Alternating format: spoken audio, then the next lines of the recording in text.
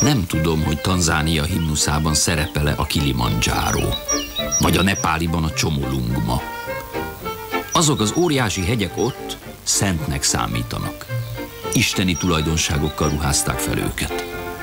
Aki csak egyszer is kóstolta a Tokaj hegyaljai bort, az megérti, hogy miért tartjuk mi is szentnek ezt az Alföldből hirtelen kiemelkedő szigetszerű vulkáni kúpot. És megérti azt is, hogy nevét miért komponálta Kölcsey nemzeti himnuszunkba.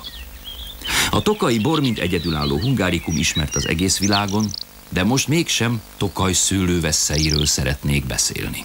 Arról elég szó esett másutt. Azt viszont kevesen tudják, hogy a nagyhírű kultúra hátterében Magyarország leggazdagabb és legváltozatosabb természeti együttese található. Nyugodt szívvel kimerem jelenteni, hogy ennek a Tokaj-Bodrogzug tájvédelmi körzet elnevezésű 4578 hektárnak a megbízott gazdájaként én vagyok a leggazdagabb ember Magyarországon.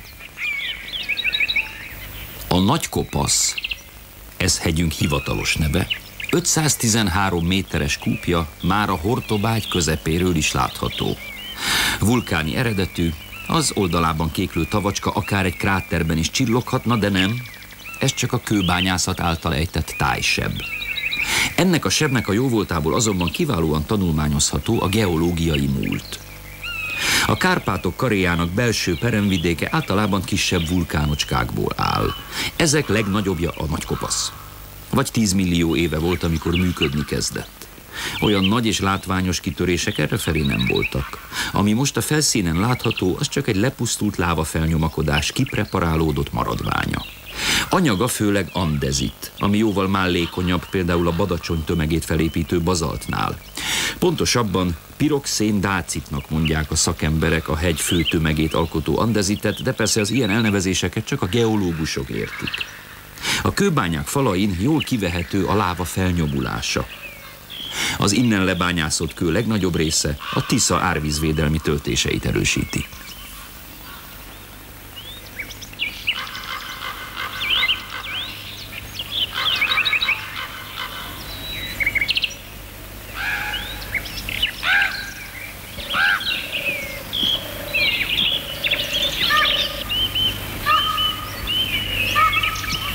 A felnyomakodó láva ritkán egységes anyagú. Sokféle folyékony kőzet törekedett a felszín felé. Ezek állagukban, színükben is különböznek a fő tömegtől. A láva gáztartalma helyenként feldúsult, ebből keletkeztek a kenyérszerkezetű, buborékos cipókövek.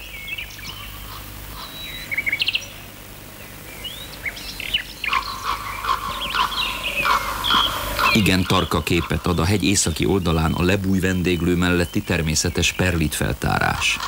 Ez a kevés mennyiségű kifolyt lávát mutatja be.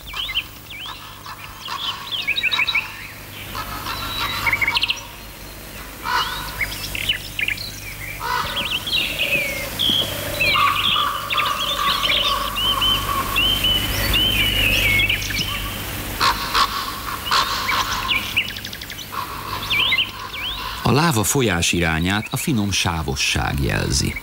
Itt a perlitben az obszidián vulkáni fekete üveg formájában szilárdult meg, a kitartó keresgélő mindig talál néhány gyöngyszemnyi darabot belőle.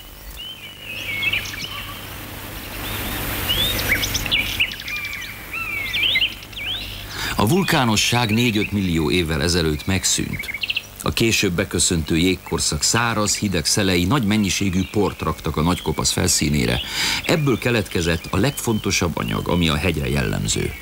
A lösz. A korábbi időszakban ez nagyon vastag lehetett, de az erózió, a lepusztulás, a szél és a víz közös munkája mára elvékonyította. Van, ahol még 20 méter vastagon fedi a vulkáni kőzetet, van, ahol már 1 centi sincs.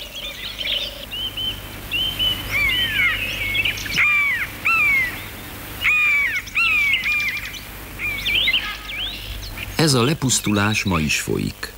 Az esők által meglazított vagy a természetes növényi takarótól megfosztott lösz lefolyik a hegy lábaihoz, és ott szétterül. Mikor kiszárad, igen érdekesen héjazat formájában szilárdul meg. A cserepesen összetört löszhéjak felszínén jól látszanak a becsapódott esőcseppek apró kráterei.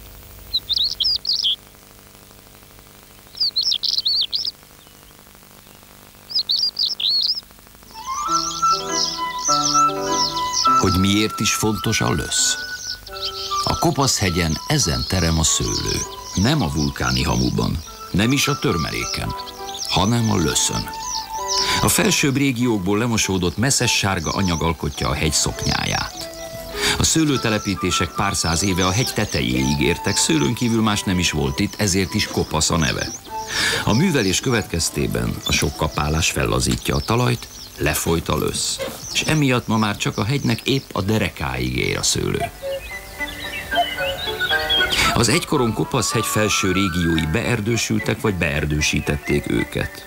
Nézzünk egy kis koratavaszi virágparádét. Mielőtt záródna a lomb, a napsütés eléri a talajt. Ekkor jönnek föl a legszebb erdei virágok, hóvirág, ibolya, martilapú és a keltikék tömege. A márciusban itt sétáló ember szinte nem tudja, hová lépjen előlük.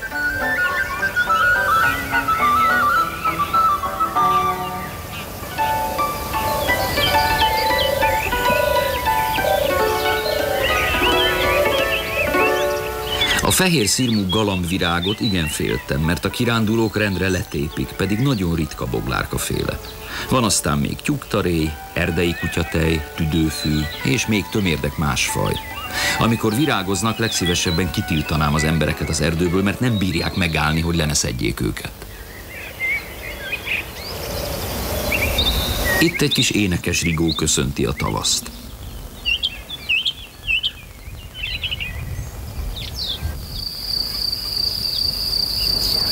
A déli hegyoldalon a szőlők közötti löszfal tetején előbújik a törpenőszirom. Ez a vidék, a Tokaj-Bodrogzug elég gazdag a különféle iriszekben.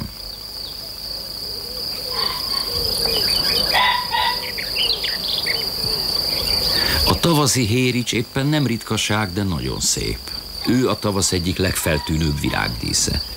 Egészen kora tavasztól néha május végéig virágzik, a mikroklimától függően.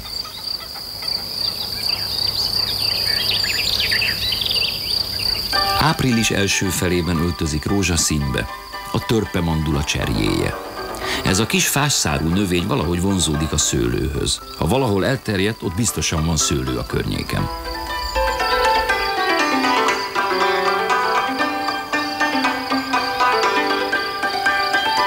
A magyar nőszirom ritka védett virág. Felfedezője Kitajbel Pál erről a helyről írta le.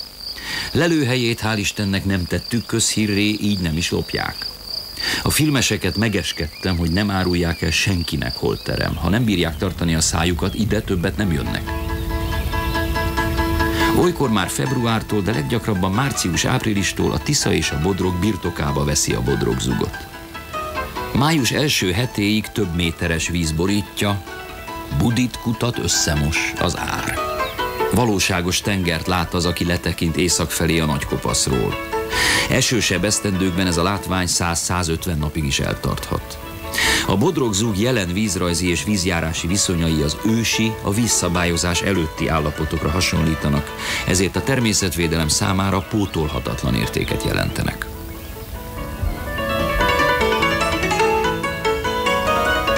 Már bőven víz alatt a Bodrogzug, amikor megjelennek észak felé haladtukban a darvak. A lírai lelkületűek szerint bánatosan krúgatnak, szerintem lármásan ricsajoznak. De azzal együtt jó hang ez.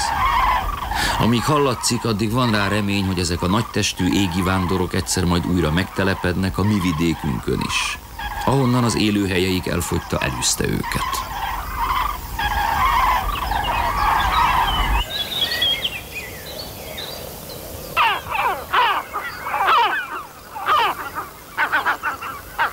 Amíg az embereknek nagy gondot okoz az árvíz, a madarak birtokba veszik az elöntött területet, és nem kétséges, hogy én kinek a pártján állok.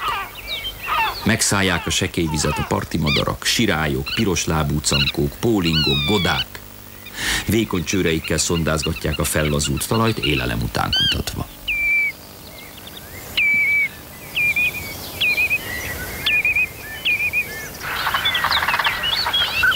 Megpihennek a vonuló, fokozottan védett cigányrécék. Néhányuk le is fészkel az alkalmas helyen. Az árvíz terülyasztalkámat teremt a vidrák számára is. Pár éve, mikor a cián folyt le a Tiszán, aggódtam értük nagyon. de szerencsére errefelé nem okozott bennük kárt.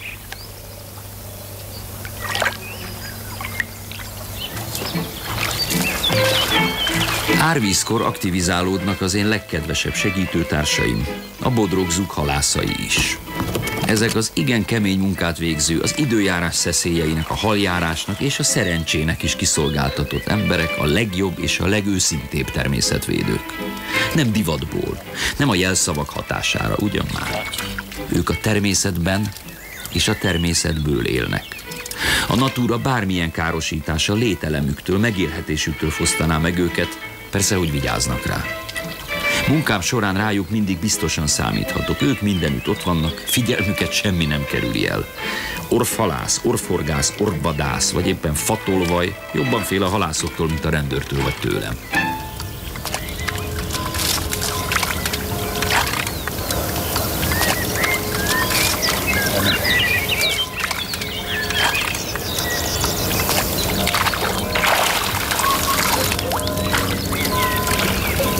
Számítottam.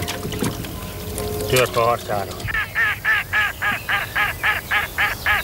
Ahogy melegedni kezd a víz, úgy lesz egyre több a madár. Összegyűlnek a kócsagok, násztülnek a vöcskök, és persze mindenki más. Barátrécék, szárcsák korzóznak önfeledten.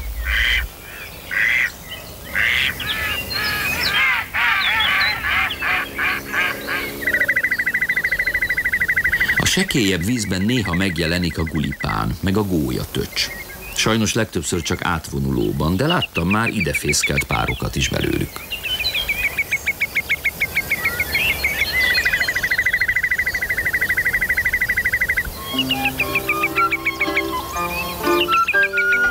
Áprilisban kezd visszahúzódni a víz. Előbukkannak az átonyok, és megjönnek a gólyák. A halászok régente úgy szereztek nagy zsákmányt, hogy elrekesztették a visszafolyó fokokat, és egyszerűen kiszedték a sekély vízből az összezsúfolódott haltömeget. Mostanában ezt nem teszik. A ciánjárás idején elpusztultakat valahogy pótolni kell. Fészekrakáshoz készülődnek a szintén megérkezett nyári ludak.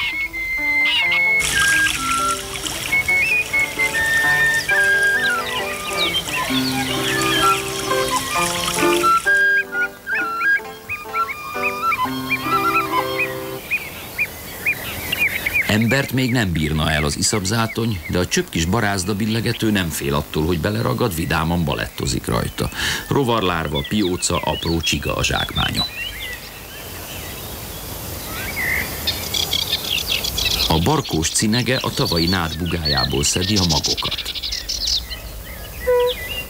Én nem tudom, miért mondják az unkára, hogy csúnya. A párjának egész biztos ő a legszebb. A növekvő zátonyokat pajzsos cankók serege lepi el.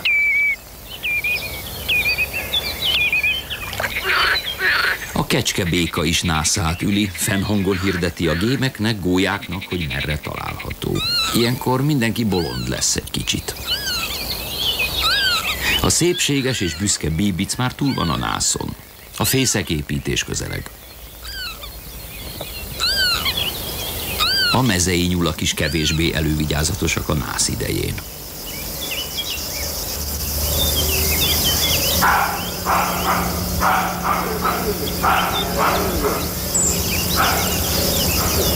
Az őzek az ármentes részeken vészelik át a magas vízállást, a padáskor visszatérnek a bodrogzugba.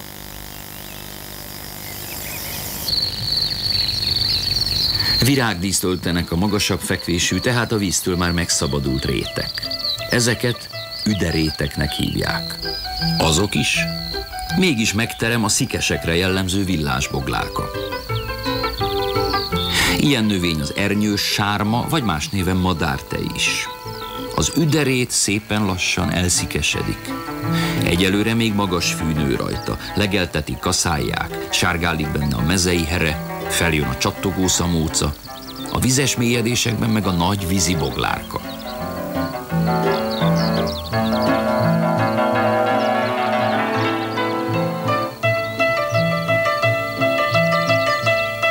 A tájvédelmi körzet taktaközi részének különlegessége a szentendrei rózsa. 2 lelőhelye ismert az országban, az egyik itt, Prügy falu határában, a másik egy magánkertben, Szentendrén. Valószínűleg Gülbaba hozta Budára. Hogy ide miképpen került, az rejtély. Szaknyelven úgy mondjuk, hogy ez egy kultúrreliktum faj. Termete a többi rózsabokorénak jó 2-szerese. Mikor már megszikkad a talaj a bodrogzugban, a gyepfüve eszeveszett iramban nőni kezd. A szőlős oldalak és a bodrog közé szorult falvak jószágait kompok viszik átlegelni. Menjünk mi is át a tehenekkel megnézni ezt a meseszép vidéket. Szépséges ez, árvízben, szárazon. Mindenhogy és mindenkor.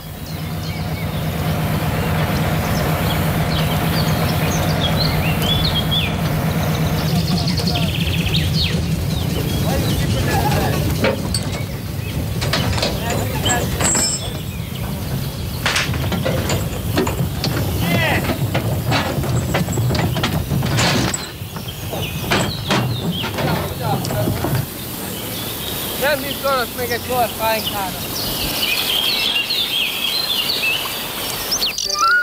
Ahol nem kaszálnak, nem legeltetnek, igen hamar felbújjánzik a rekettjefűz. Mint egy szelíden hullámzó zöld tenger.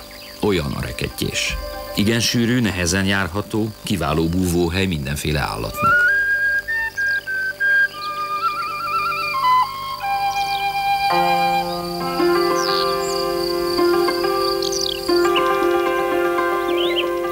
Az ártér tipikus növényei a füzek. Ezek jelennek meg először, ha egy ilyen terület elkezd benövényesülni. Gyakran keveredik közéjük a kutyabenge. Ennek kérgét hashajtónak használják. A fehér fűznő a legnagyobbra. Nem sokáig él. 30-35 évesen már matuzsálem. Amikor pusztulásnak indul, az erdészek úgy mondják, összedől. Igen szép és romantikus látvány. Ilyenkor ellepi mindenféle féreg, rovar, nagy örömére a belőlük élő madaraknak. Ezért is nem engedjük kivágni az elpusztult vagy pusztuló fákat. Születnek, élnek, elpusztulnak. Táplálékul szolgálnak. Ez a dolgok rendje egy védett területen. A felemás levelű mezei szil az árterek magasabban fekvő tölgykőris szilliget erdeinek kemény fája. A szilfavész nevű gombabetegség nagyon meggyérítette számukat az országban, itt még akad belőle. Sajnos ilyen is akad. Azt nehezen hiszem, hogy az árvíz görgette ide ezt a trabantot, ám bár a Tiszát ismerve talán még ez is lehet.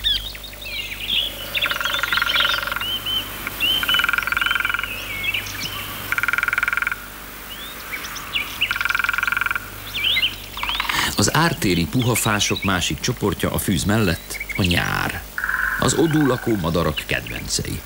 Lakik is bennük tömérdek fadoktor, kis, közép, nagy és balkáni fakopáncs. Néha csak úgy géppuskázik tőlük az erdő. Az ártéri fák egyik tavaszi finomsága, a sárga géva gomba. Én rántva szeretem, de jó az mindenhogy. Ha rázendít a ligeterdőben mindenki, akkor van igazi koncert. Néha csak úgy kiülök, azaz csak úgy kiülnék. A természetvédőnek nem sok ideje van csak úgy kiülni. Sok a munka, és ezt még adminisztrálni is kell.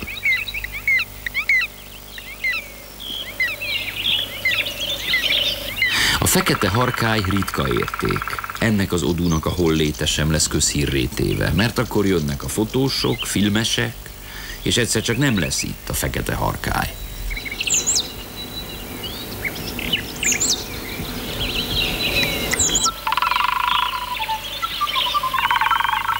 Az ártéri kocsányos tölgyek nagy értéket képviselnek itt, többé-kevésbé eredeti ősi növénytársulások, a már említett tölgy, kőr és szil ligeterdők részei.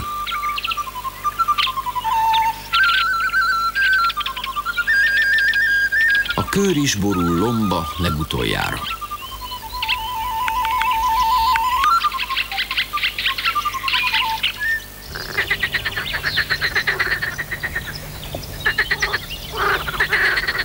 A nyárfák ekkor már piheterméseiket szórják széjjel, belepve a visszamaradó vizek, holtágak, tavak, csatornák felszínét. Sosem tudok betelni a májusi vízpart látványával. A nyári tőzike harangjai fehérlenek mindenütt.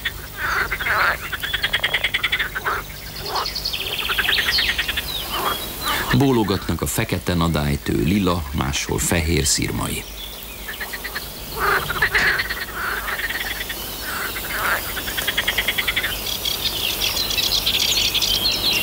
Kicsivel a part fölött a réti kakukszegfű kócolódik a szélben, és a fokozottan védett farkasalma lepke pihen a tövén.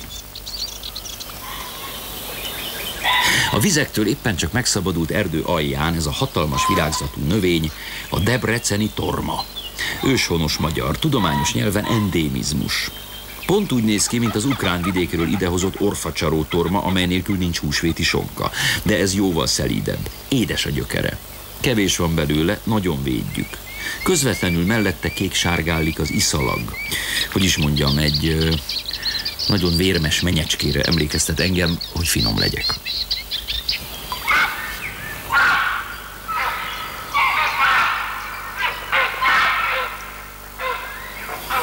Folytatom a vízhez kötődő madarak bemutatását. A Taktaköz Tisza-Bodrogzug vidékének, amely 80%-ban veszi körbe a Nagykopaszt, ők a legértékesebb élőlényei, ezek a világ minden részén fogyóban vannak, nos, itt nem. A szürke gémek a fészküket mindig magasba építik. Télen sem mennek el, legfeljebb szétszóródnak. Igen kemény tél kell ahhoz, hogy délebre vonuljanak. Miután a vidék elég vízből, mindig találnak ennivalót.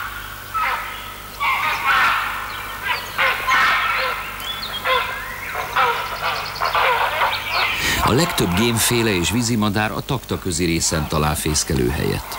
A Taktaköz ármentesített terület, de tele van apróbb-nagyobb vízállásokkal, holtágakkal, védett nádasokkal. Nagy tömegben a madarak valahogy jobban érzik magukat.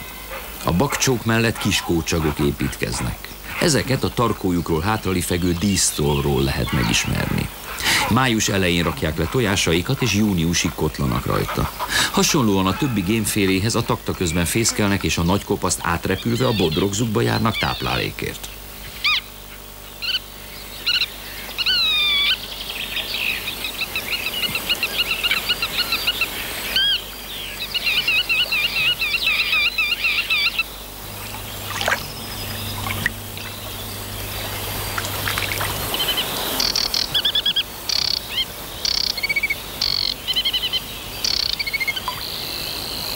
A nagy vagy más néven nemes kócsag jóval nagyobb a kis kócsagnál, és jóval korábban is fészkel. Ezen a Taktaközi nádason valahogy mégis úgy esett, hogy az összes gémféle egyszerre kezdett a költéshez. Annyi különféle fészek van itt egymás mellett, hogy a hazatérőnek néha gondot okoz felismerni a saját otthonát.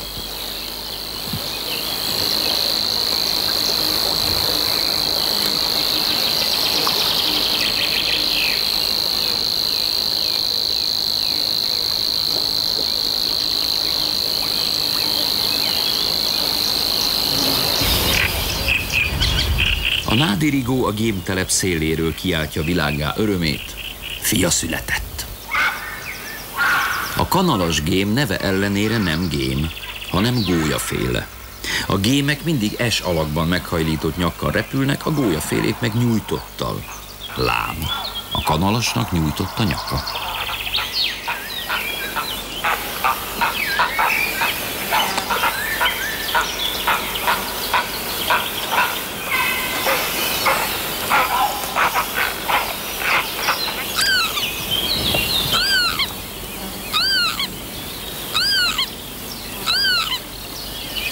A kanalasok is a Bodrogzug sekély vizeihez járnak. Érzékeny kanálforma csőrükkel lapátolják át az iszapot és a vizet, apró hal, csiga, lárva, pióca után kutatva.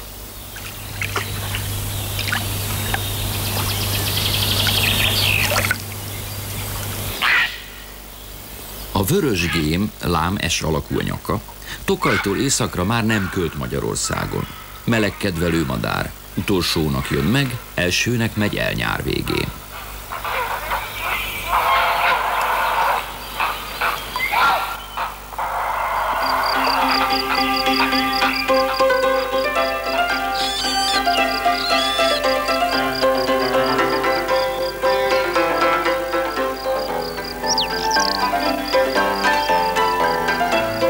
Ideje visszamenni a hegyre. megnézni, mi változott kora tavasz óta. Az erdők kilombosodtak, a szilikát sztyeprétek pedig előhozták legszebb virágaikat.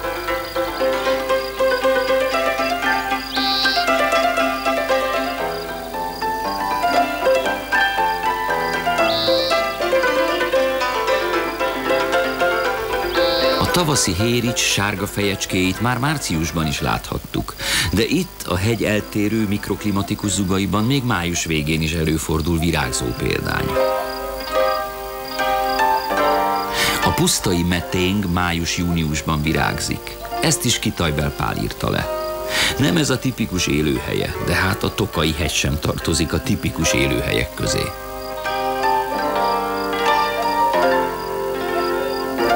A nagyon szép nevű Olocsán csillaghúr máshol áprilisban, itt fönt a hegyen májusban tömeges a fák alatt. Ez az elegáns karcsú bókolóvirág, az enyves vagy másképpen szurokszegfű. A szárán cukorszerű valami folyik le, ezt a hangyák imádják. Emellett még szép is. Ezek a szilikát sztyeprétek fajokban és védett növényekben a leggazdagabbak. Itt találjuk a legtöbb orchideafajt is. Érzékeny terület, minden zavarás, beavatkozás, akárcsak átsétálás is hihetetlen károkat tud okozni. Én is csak messziről nézem, csak akkor megyek oda, ha intézkedni kell. Az orchideák legértékesebbje a sallangvirág. Egész Európában ritka, Magyarországon alig van belőle. Itt a hegyen néhány tövet ismerünk, ez is a szemünk fénye. Egyébként itt a birodalomban a magyarországi orchideák negyedrésze megtalálható.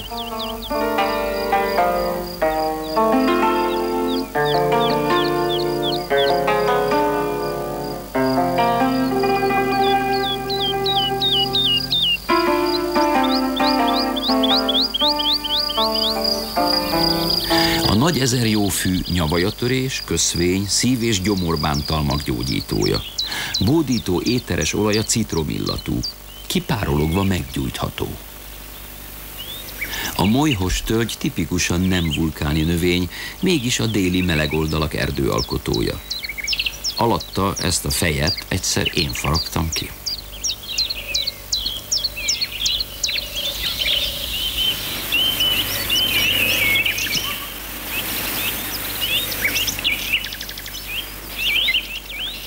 Ne felejtsük el, hogy ezek a szilikátos sztyeprétek, molyhos tölgyesek pár száz évvel ezelőtt még szőlőültetvények voltak. Az erózió elvitte a löszt, vagy az annak tetején képződött talajt. Már nem érdemes, vagy éppen nem lehet itt termelni semmit. Az meg már a természet örök megújulási képességét mutatja, hogy a felhagyott területeken a hegy eredeti ősi növényzete áll vissza. Vigyázok is rá, amennyire csak lehet. Mint mondtam, én is csak ritkán megyek be ide, mást se engedek.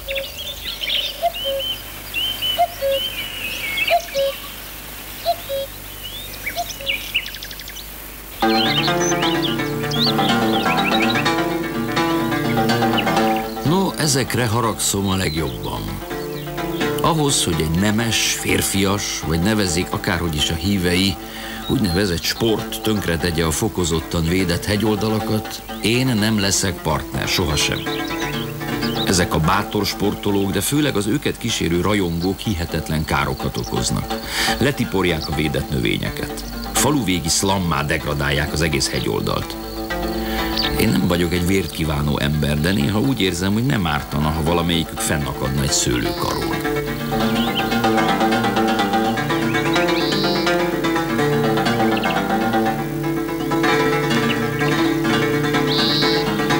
Nem vagyok benne biztos, hogy a kőbányászat csak károkat okozott a hegyen.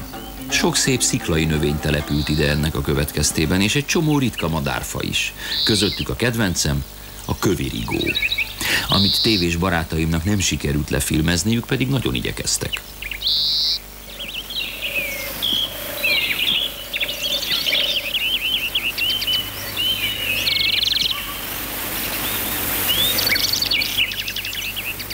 A növények persze nem szaladnak vagy repülnek el, ezekről szép képek készültek. Ez a pipacsszerű szép virág a bujdosó mák. Több színárnyalatban is előfordul.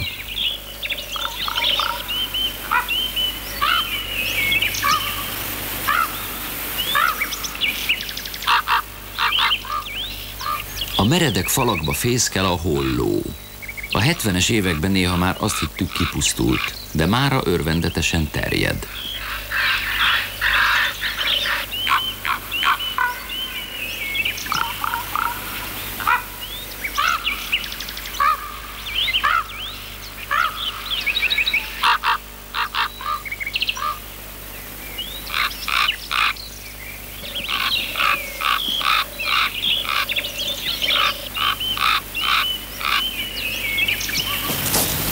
A bányák fölötti erdőkben megél a borz, a vadmacska és a róka.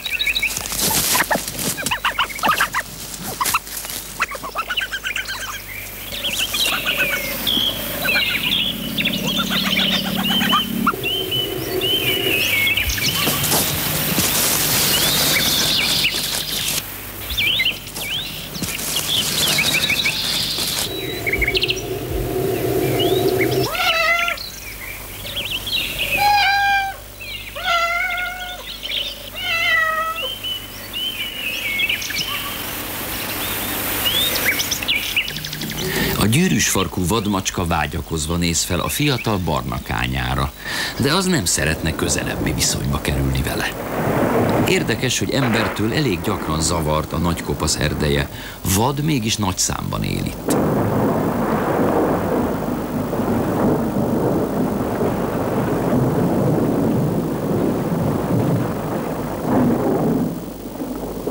Az Alföld felől érkező esőfelhőket mindig a nagykopasz csapolja meg elsőként. Az erdők a lezúdult csapadékot sokáig visszatartják, csak a hegyi rétek száradnak ki hamar.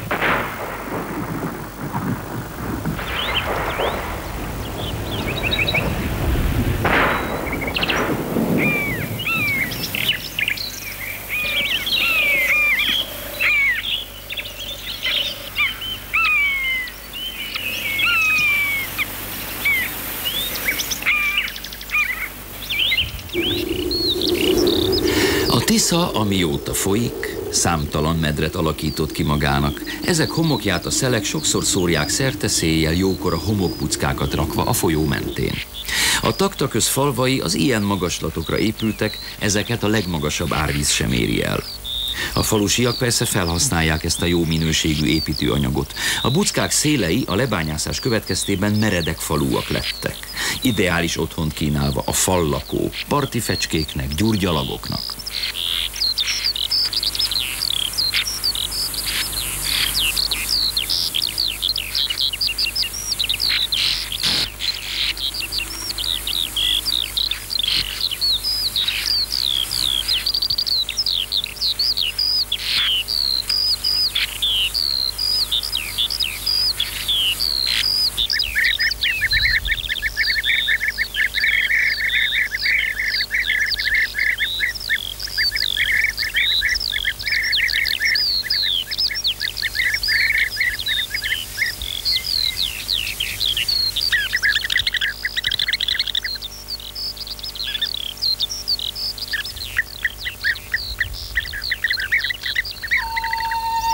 Nyár közepére a nagykopasz rétjei új ruhába öltöznek, mintha kunsági tájon lennénk, hullámzik az árvalányhaj.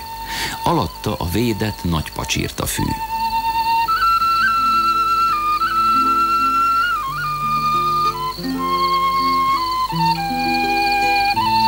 Itt a homoki baltacin,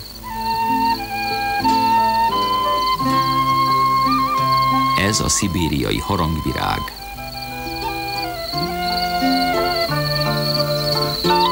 Ő pedig az apró tövisű jajrózsa. A zöldike is orchidea, még ha nem is olyan színpompás, mint a társai. A gyapjas csütfű fokozottan védett növény.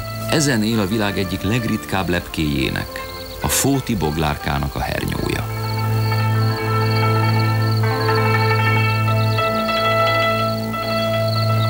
A fűrészlábú szöcske a leghosszabb testű rovar Magyarországon. A rézkígyó veszélytelen siklóféle, de a keresztes vipera jelenléte már óvatosságra int. Lakik belőle itt jó néhány a meleg szilikát sztyepréten. Sohasem támad, de védekezik, és az is veszélyes lehet.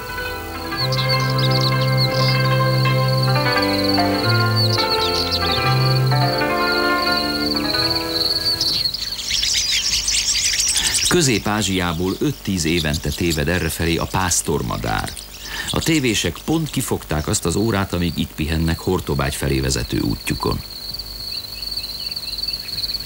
A hegy lábáig érnek azok az ecsetpázsitos rétek, ahol vidékünk legféltettebb madarai élnek. A harist sokszor lehet hallani, de látni még én is ritkán szoktam. Walter Weldstein barátom, az ifjú svájci ornitológus kutatja életüket, ezért is költözött Magyarországra. Ő segített becserkészni a harsogó harist, amelynek a legnagyobb hazai állománya a Bodrogzugban él. Rájuk vagyok a legbüszkébb.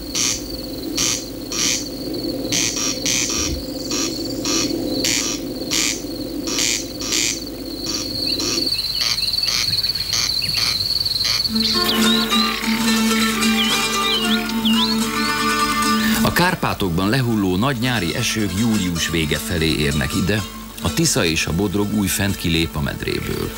Elönti a Bodrogzug alacsonyan fekvő részét, s pont ezek a fokozottan védett területek. Ez a hínarak virágzásának ideje.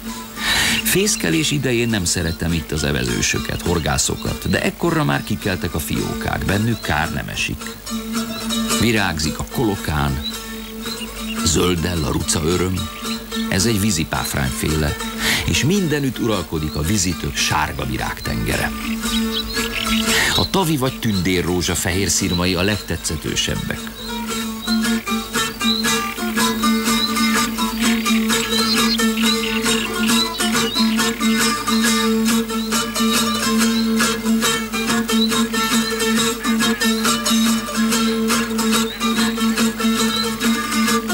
Sárga billegetők viháncolnak a víztől megemelt zsombékokon. Kivirít a virágkáka, szárán leveli béka napozik.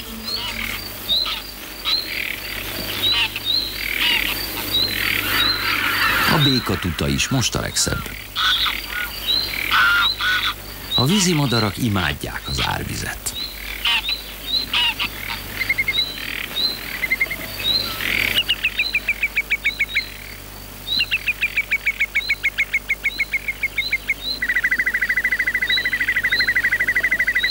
A tündérfátyol csak a Bodrogkeresztúr melletti városi tavon él, de árvízkor nincs külön városi tó.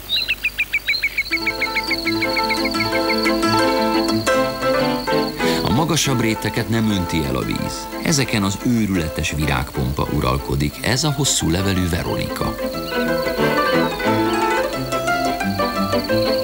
A mocsári kosbor az egyik legszebb orchidea. Az is a mellékneve, hogy Subspecies elegans. A szibériai nőszirom korábban szokott virágozni, de hát ez a terület egész tavasszal víz alatt volt.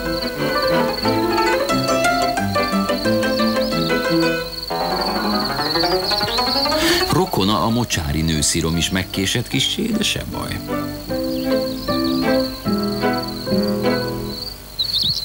A gyíkhagymának viszont most van itt az ideje. A réti füzény néhol hatalmas területeket borít be.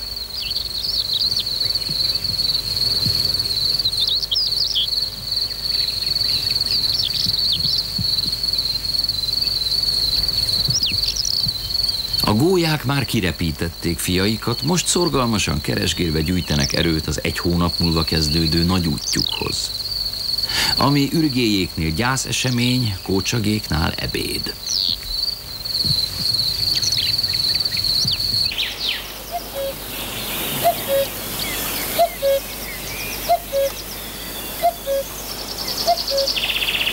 Az erdei fülesbagoly fiókája éppen szárnyra kap. A fekete gólyájé még fészeklakó, de nem sokára már ő is a rétmocsár gyűjtögetője lesz.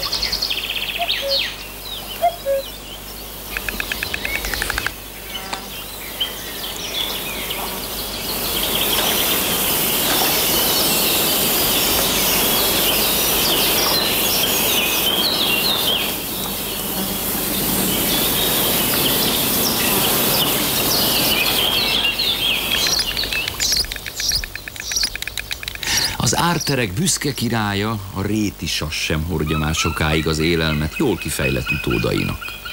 A beülő fáról lesi, mikor hajlandóak az ifjú urak szárnyra kapni.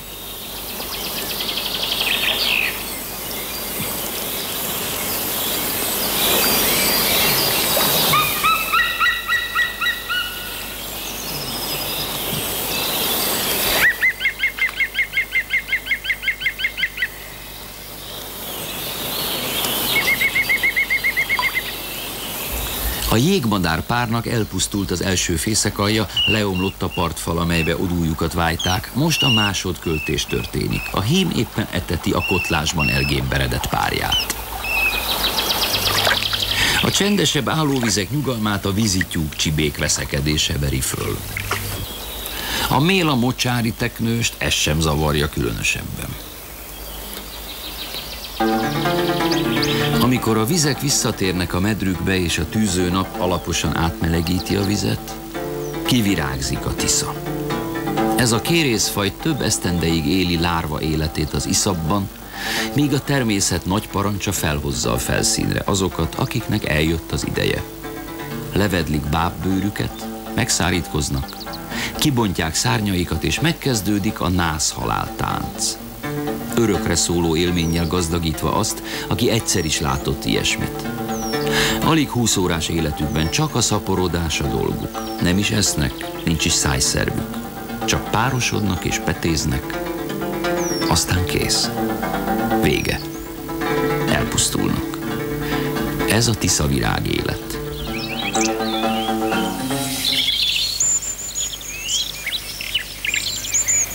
Nyár végére kifordul a nagykopasz ezüsthársainak levele, fonákját mutatja a tűzőnapnak.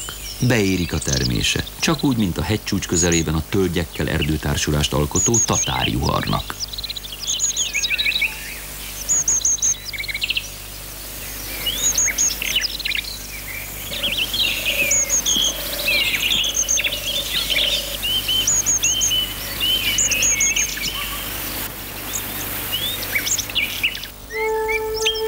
Szeptemberben már ködök is jönnek.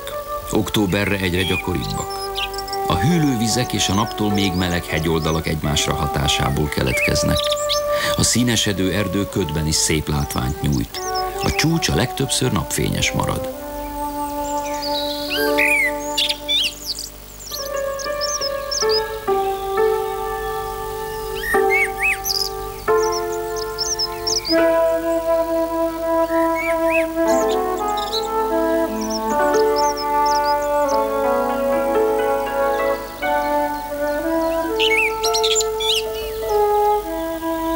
A Nagykopasz keleti oldalán él egy több száz éves szelídgesztenye. Ez a legderekabb fa, a Dunától keletre. Ezt még nem érte el a többi szelídgesztenyét országszerte pusztító kéregrák. Bőven hozza termését. Jó is az bor mellé. Hogy hegyünk mennyire mediterrán éghajlatú, bizonyítja, hogy minden évben beérik a füge. Ez sem tipikusan Kárpát-medencei gyümölcs.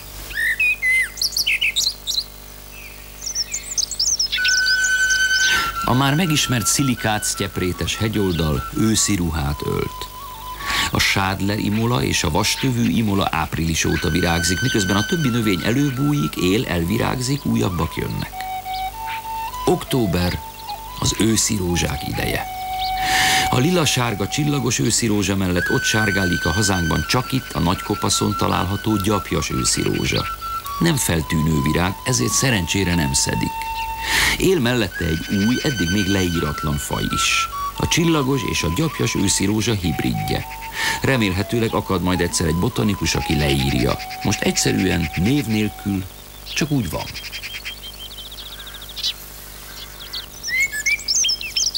Mikor a zugi szarvasok bőgni kezdenek, ott lent is elkezdődik az ősz. Ilyenkor pompázik a legszebben a magasra növő, szépséges tiszaparti margitvirág, ritka és védett növényünk. Szebb, mint bármilyen kerti margaréta.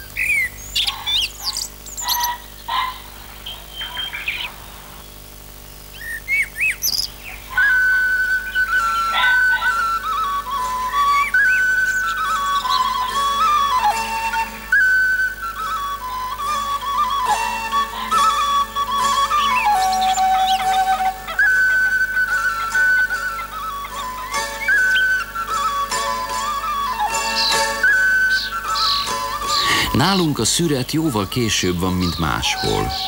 A gazdák kivárják az aszúsodást.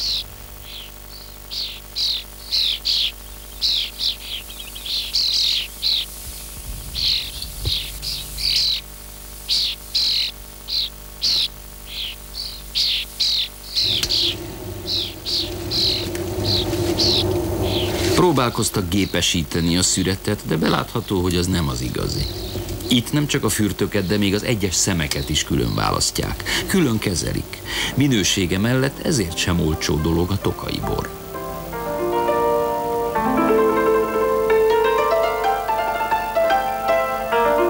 Igen, a hegy körüli és a hegyaljai bor Tokaj városának nevéhez kötődik.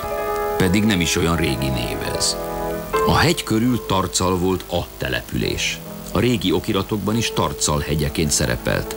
1100 körül az itteni országgyűlésen mondta ki Könyves Kálmán király, hogy boszorkányok pedig nincsenek. És ugyanezen hozta az első törvényt az erdők, ezen belül az egyházi erdők védelmében. Tokaj ebben az időben még Kőrév néven csak egy tiszai átkelőhely volt. Tarcal mezővárosán sokszor átszaladt a történelem, de a borra mindenkinek szüksége volt, ezért mindig meg tudott újulni. Nem véletlen, hogy ez volt a királyi szőlőbirtokok központja. Most is itt működik a kincstári tulajdonú királyudvar.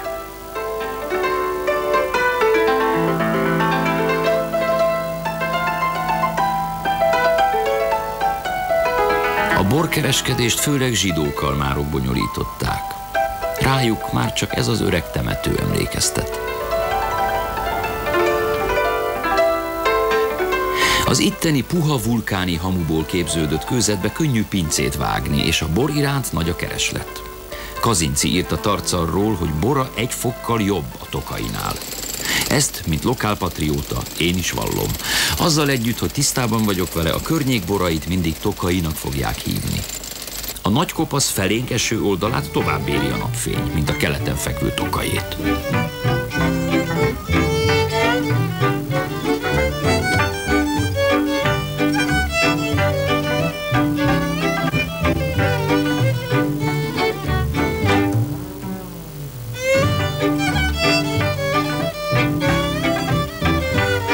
Mint a film elején elmondtam, nem a borról és a szőlőről akartam én itt beszélni, de egy dolog kihagyhatatlan. Főleg, ha a hegy legnevezetesebb növényéről, növény ez egyáltalán, a nemes penészről ejtek szót. Ez csak idevaló. Próbálták áttelepíteni, máshol fölhasználni ezt, a bor megtestesüléséhez nélkülözhetetlen katalizátor, de csak itt él meg. Mindent neki köszönhetünk. Nem hozzuk, jön. Ha valamelyik pincében nem jelenik meg, ott bor, tokai bor nem lesz soha. Ez és a napfény Isten legnagyobb áldása rajtunk. Mert akármilyen gazdag is vagyok, akármilyen tömérdek természeti értéket is tudok itt bemutatni, így is csak egy töredékét az összesnek, ez a hegy és ez a vidék mindig csak a szőlőről és a borról lesz nevezetes. Ezt nem lehet vedelni. Ez a bor arra nem alkalmas. Ezt áhítattal szokták inni, és nem csak az ára miatt.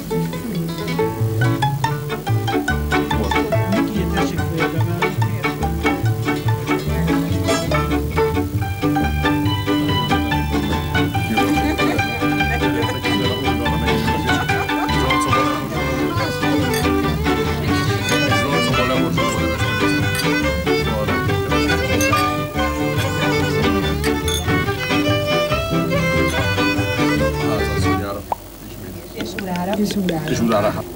Sű, gyere! Gyere! Pincézni nekem nem sok időm marad. A birodalmat télen is vigyázni kell. Mert tiszta szívvel állíthatom, ha ez az idilli környezet elvész, tokai bor sem lesz többé. Márpedig az kell, hogy legyen. Benne van a himnuszban.